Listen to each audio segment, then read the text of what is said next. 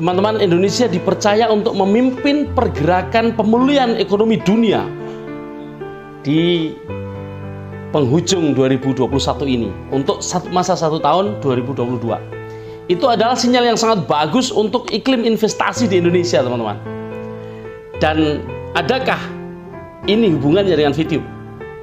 Kita saksikan, kita simak video ini ya.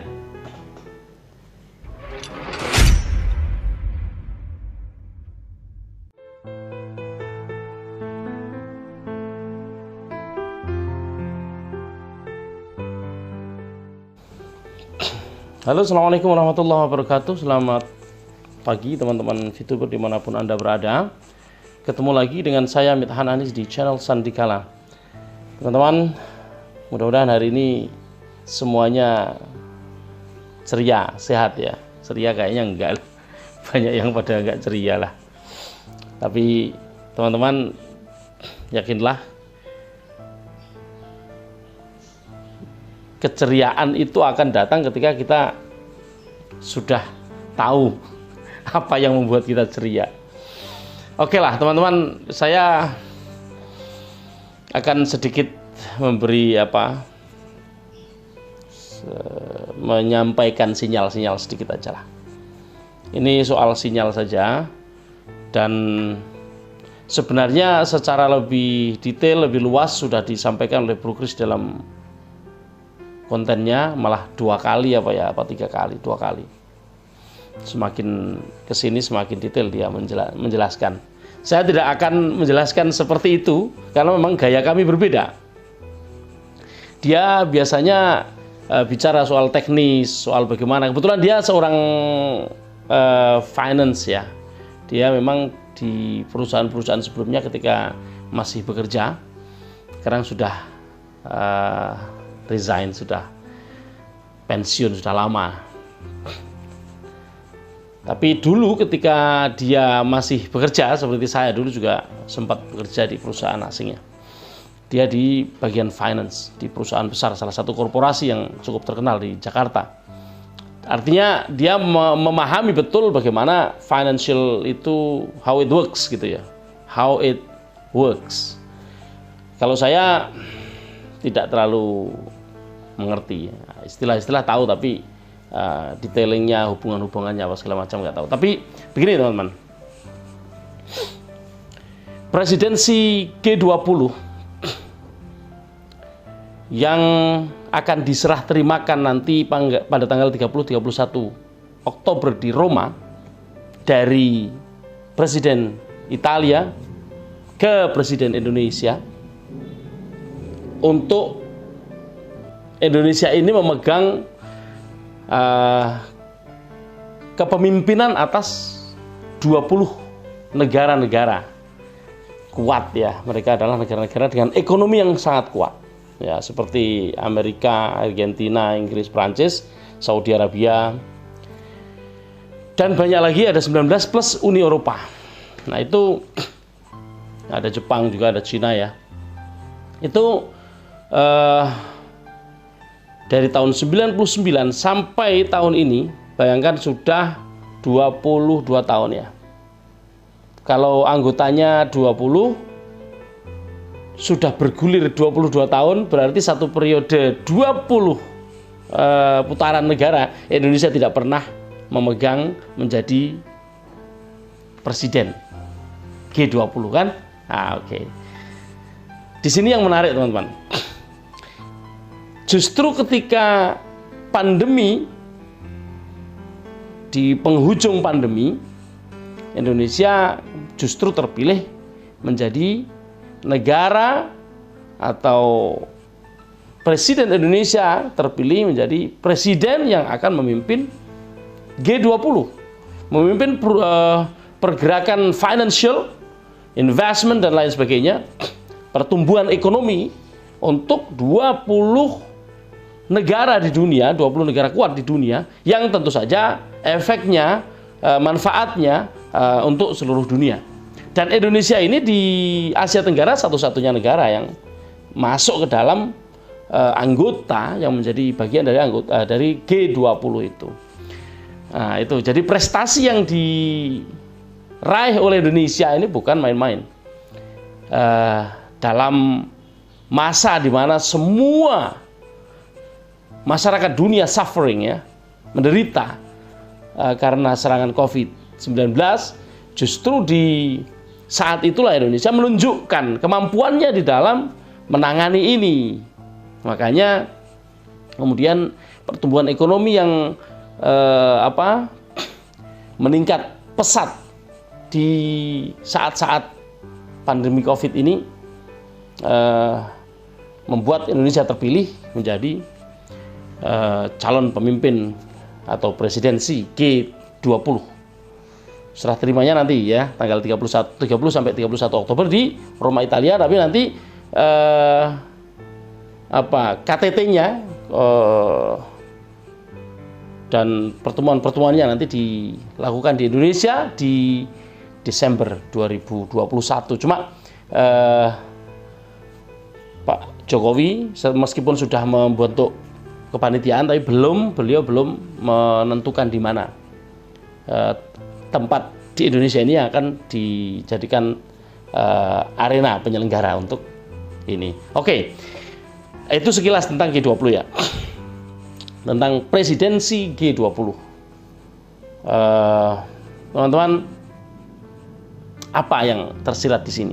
Dan apa sih hubungannya dengan VTube? VTube kok ngapain ngomongin G20 gitu? Jadi ketika sebuah negara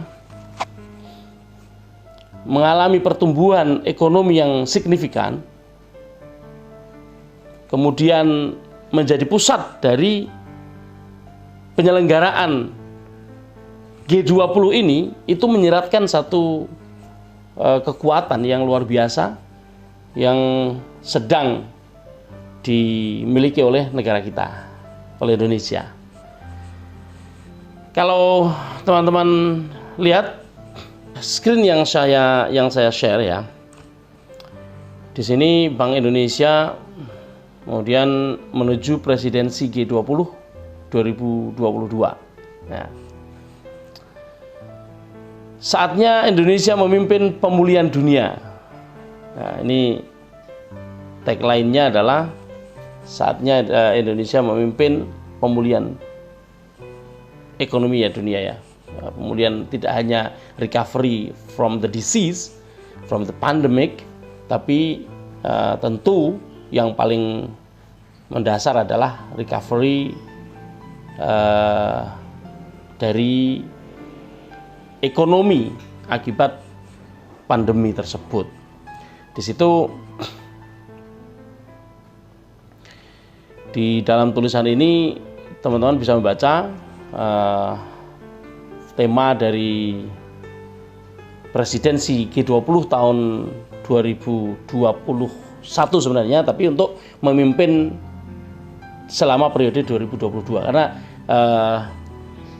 G20 ini pergantiannya setiap tahun ya. Jadi tanggal 31 Desember 2021 hingga tanggal 1 Desember kan Oktober, November, Desember ya 2021 hingga sampai akhir November 2022.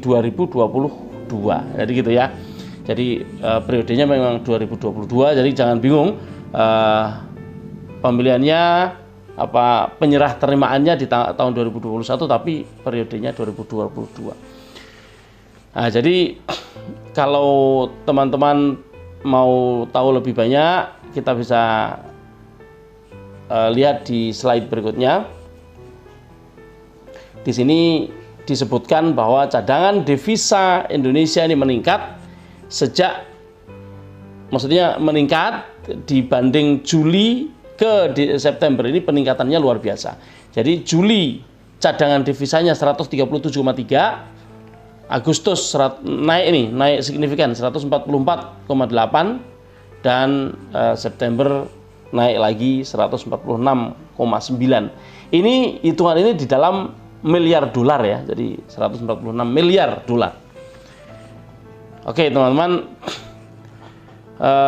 ini menyiratkan, tadi saya sampaikan sebelumnya bahwa Indonesia ini meskipun di dalam pandemi tapi pertumbuhan ekonominya tidak drop, tapi justru up, justru naik.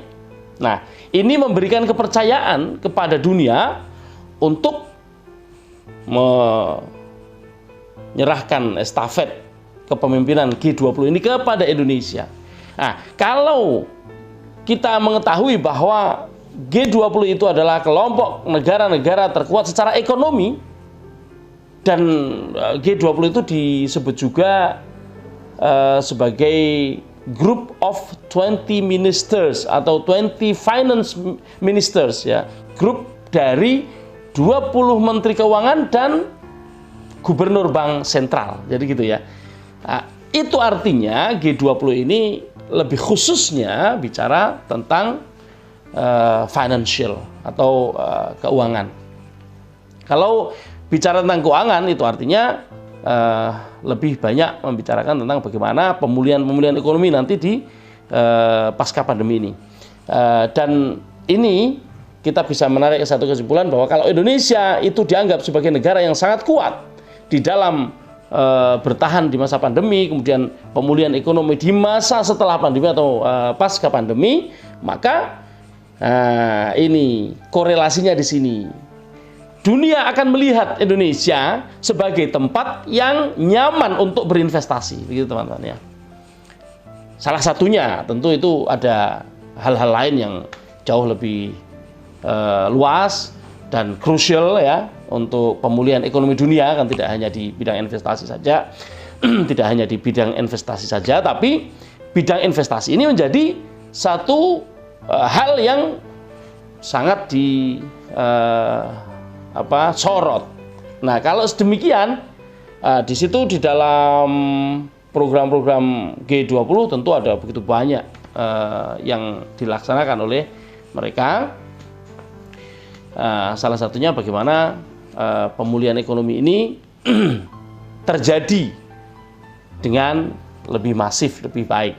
Dan tentu kita berharap bahwa dengan terpilihnya Indonesia ini menjadi presiden G20 di periode 2022 ini nanti memberikan efek yang baik untuk atmosfer ya, atmosfer investasi ya. Jadi saya memakai istilah atmosfer investasi karena bagaimanapun juga di dalam dunia yang sedang carut marut, ekonomi hancur ya, itu orang-orang yang memiliki keuangan yang besar, korporasi-korporasi yang memiliki kekuatan ekonomi yang besar, mereka akan cenderung hold, lalu wait and see.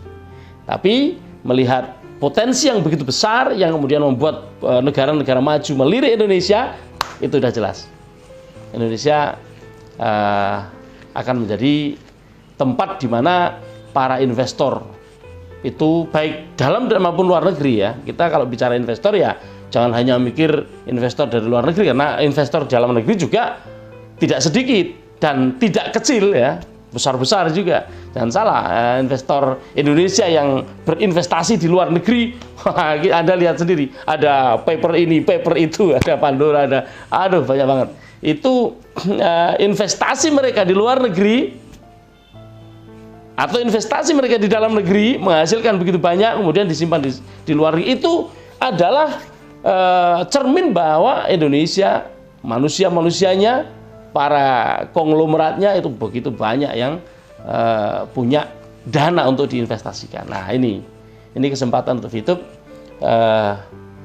menunjukkan kekuatannya dalam seperti kita kan tahu ya, di pengumuman yang disampaikan manajemen di dalam fitup.co itu mereka sedang berkoordinasi atau sedang secara intens berkomunikasi dengan investor. Nah, ini investor ini akan lebih nyaman berinvestasi ketika ketika kondisi ya, benar kok ya. Ketika kondisi perekonomian itu ada harapan menuju pemulihan ekonomi, karena bagaimanapun juga ketika ekonomi terpuruk Ini manusiawi nih, manusiawi. Anda ketika Anda punya uang dan Anda melihat peluangnya kecil, ketika ditawarin investasi itu peluangnya kecil, Anda pasti akan hold uang Anda, akan tahan uang Anda untuk tidak ditaruh di bisnis itu. Tapi begitu melihat adanya gembrigah adanya satu pergerakan yang cukup baik, yang cukup menggembirakan, cukup memberikan harapan, tentu Anda sebagai seorang investor akan menentukan, dan speed di dalam membuat keputusan speed di dalam membuat keputusan itu salah satu bagian dari kunci seseorang sukses di dalam berinvestasi. Saya kira itu teman-teman, mudah-mudahan nanti semakin ke sana semakin jelas untuk kita, karena memang sinyal-sinyal ini nggak bisa kita sampaikan secara vulgar, secara langsung begini begitu itu apa adanya, itu tidak mungkin ya. Semuanya mesti melalui simbol-simbol, melalui sinyal-sinyal, dan saya kira teman-teman sudah mulai mengerti sinyal-sinyal yang kita pancarkan melalui channel-channel kami. Jadi kalau kami ada 5+1 ya, kadang-kadang di antara kami sama ini yang dibahas, kadang-kadang enggak. Tapi yang jelas dalam banyak hal kami menyampaikan hal-hal yang sama, menyampaikan materi-materi yang sama. 1-2 materi mungkin tidak bisa sama, karena ketika kita tidak menguasai materi itu dan kita harus menyampaikannya, bisa jadi nanti ada salah bicara. Nah, jadi kita menjaga itu. Saya tidak menyampaikan terlalu detail soal bagaimana keuangan bekerja. Saya khawatir nanti saya salah bicara. Oke teman-teman, selalu optimis dan tetap semangat, dan jangan sampai lepas dari sebuah keyakinan bahwa sukses itu harus kita perjuangkan. Selamat siang, selamat pagi, selamat sore, selamat malam, dan tetap semangat.